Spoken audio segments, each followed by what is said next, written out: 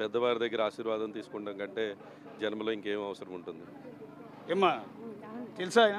Sir నాకు తెలుసు. ఆయన ఎవరు ఆయన? మా దేవుడు, మా అన్నయ్య. ఎలా ఎలా దేవుడు ఎలా అయ్యాడు? నాకు అన్నిటికీ కలిసి వచ్చింది మా దేవుడు. నేను ఎంతో వస్తాం, నాకు అన్నీ కలిసి వస్తున్నాడు నాకు దేవుడు. మిమ్మల్ని వాళ్ళందరూ దేవుడు అంటూ ఉన్నారు. బేసిక్గా మేము చాలామంది ఎమ్మెల్యేలు ఇంటర్వ్యూ చేసినప్పుడు ఎవరు ప్రజలందరూ మా నాయకుడు అంటూ ఉంటారు, మేము గెలిపిస్తూ ఉంటారు, ఓటేస్తూ ఉంటారు, కానీ ఆయన మా దేవుడు అని అనరు. బేసిక్గా జగన్ దేవుడు అంటారు.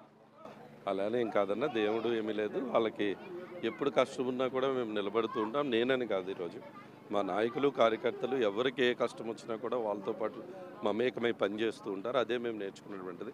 ఒక ఫ్రెండ్లీ అట్మాస్ఫియర్లో ఈ నియోజకవర్గంలో ఉంటాం. రాజకీయం చేసినంతసేపు రాజకీయం చేస్తాం. అందరము కలిసికట్టుగా కూర్చుని ఒక కుటుంబంలాగా కూర్చుని అందరము కూడా చాలా ఫ్రెండ్లీగా ఈ నియోజకవర్గంలో ఉంటాం.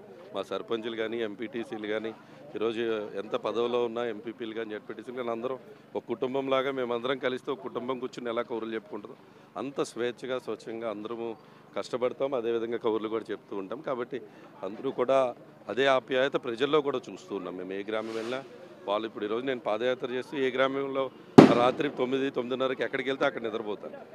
వాళ్ళే వచ్చి ఇంట్లోకి తీసుకెళ్ళి వాళ్ళే అక్కడ పల్లె నిద్ర అక్కడే చేస్తూ ఉంటాం. వాళ్ళతోనే కూర్చొని వాళ్ళు ఏమి వండితే అది తింటూ ఉంటాం. కాబట్టి అంతా మా బాగున్నాగా తెలియదు.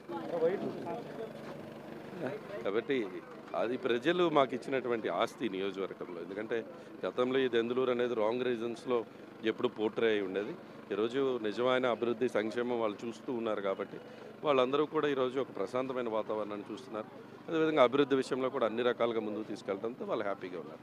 బేసిక్గా చింతమనేని ఏమంటూ ఉన్నారంటే ఈ లండన్ బాబుని ఎలక్షన్ అయిన వెంటనే టికెట్ ఇచ్చి లండన్ పంపించేస్తానంటూ పదే కామెంట్ చేస్తూ ఉన్నారు.